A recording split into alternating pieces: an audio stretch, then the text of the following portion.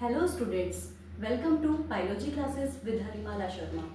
Last videos में हम बात कर रहे थे 12th क्लास के chapter principles of inheritance and variations के बारे में। तो आज इसी चैप्टर को कंटिन्यू करेंगे और आज हम बात करेंगे मेंडल्स के एक्सपेरिमेंट्स के बारे में और मेंडल्स के लॉज के बारे में। तो सबसे पहले हम क्या जानेंगे कि मेंडल ने जो एक्सपेरिमेंट किए वो थे क्या। लास्ट वीडियोस में हमने बात की थी कि मेंडल के जो एक्सपेरिमेंट्स थे वो किस चीज़ पर थे, पी प्लांट पर थे।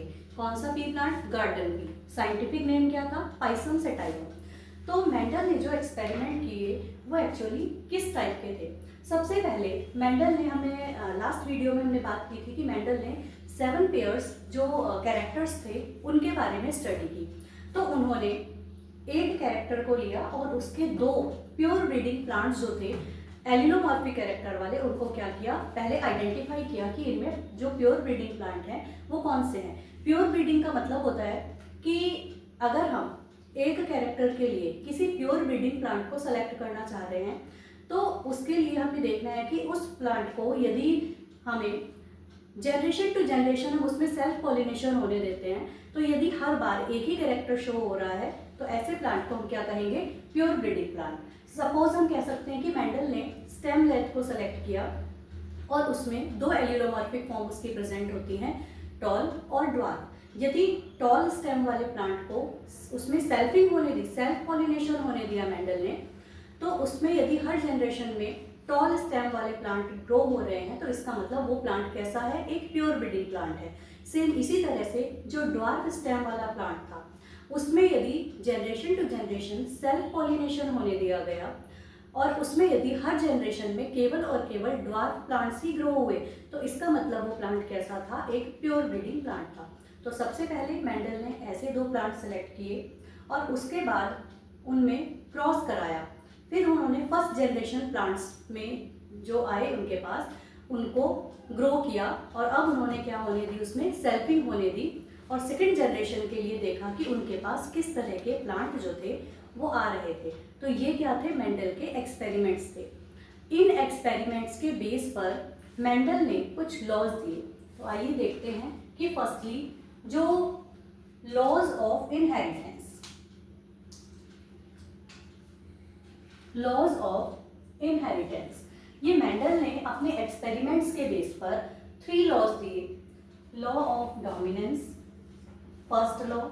Second law is law of segregation, जिसको हम law of purity of gametes भी कहते हैं।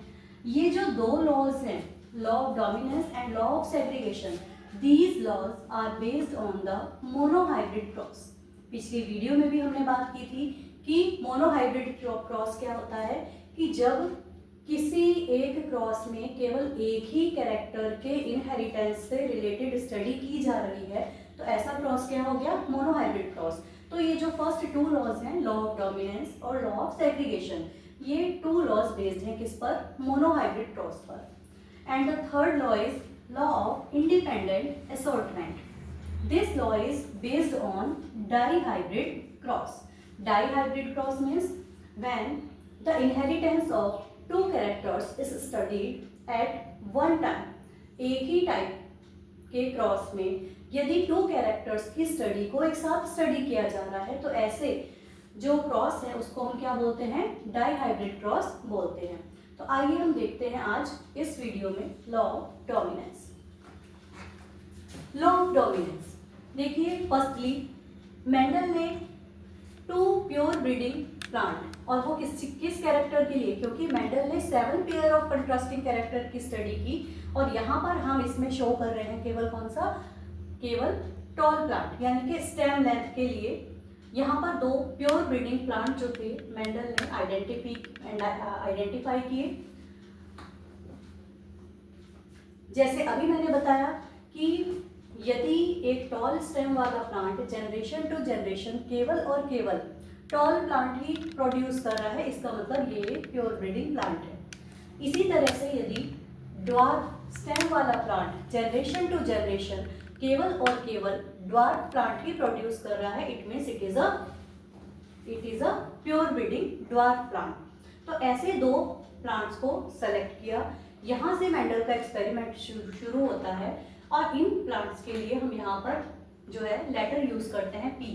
P means it is parent generation, जिनको फर्स्टली यूज किया गया एक्सपेरिमेंट के लिए।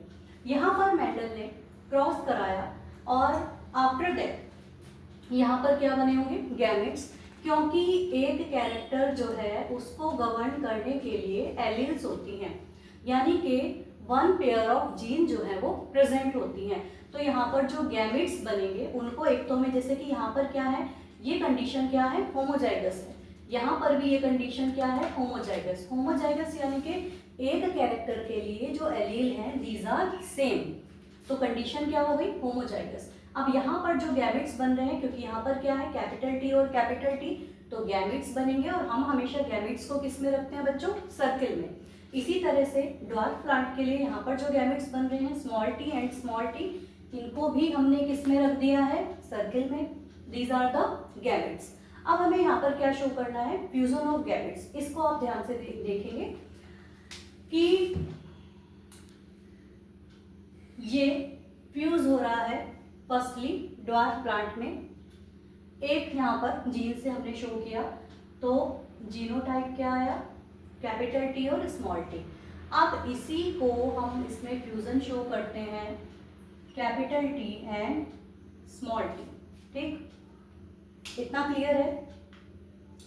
तो अभी टॉल प्लांट में हमने एक गैमेट का फ्यूजन शो किया ड्वार्फ प्लांट के इन दोनों ही गैमेट से। अब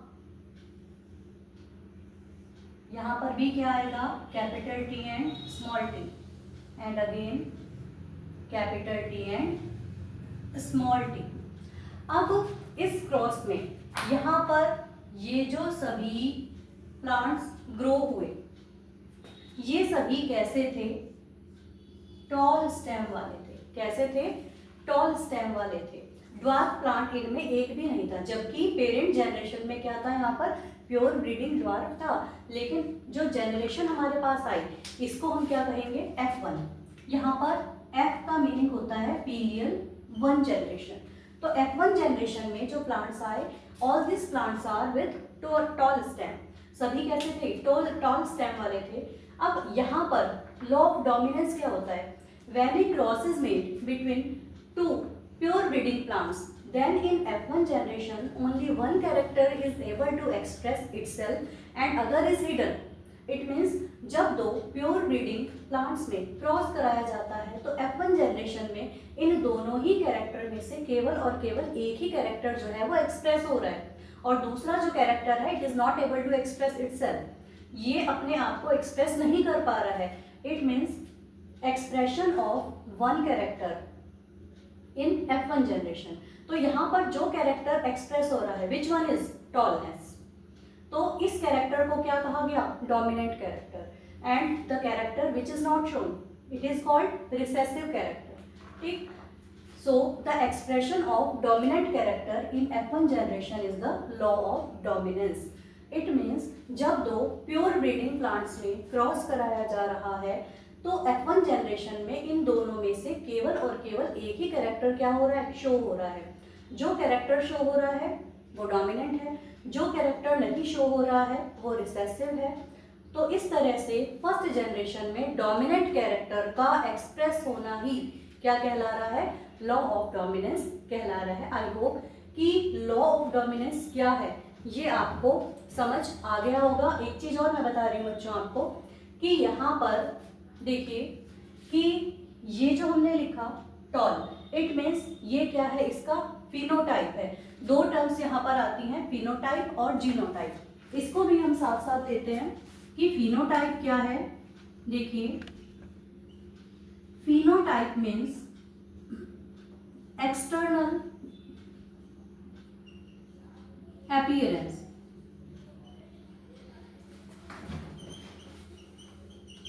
ठीक, किसी भी प्लांट का जो एक्सटर्नल अपीयरेंस है वो क्या है, उसका फिनोटाइप है। इट मीन्स कि यहाँ पर ये जो प्लांट है ये सभी टॉल यहाँ पर विजिबल हो रहे हैं, तो ये क्या है, इसका फिनोटाइप है। ठीक, दूसरी हमारे पास यहाँ पर टर्म आती है जीनोटाइप। जीनोटाइप क्या होता है कि जेनेटिकली यानी कि उसमें जीन्स कैसी प्रेजेंट है वो क्या है, उसका जीनोटाइप है। जैसे हम कह सकते हैं कि टॉल प्लांट तो ये भी हैं और टॉल प्लांट ये भी सभी हैं, लेकिन इनका फिनोटाइप तो सेम है but the genotype is different, क्योंकि यहाँ पर क्या है कि ये दोनों ही क्या है, जीन सेम है, यानी कि ये कंडीशन क्या है, होमोजाइगस कंडीशन।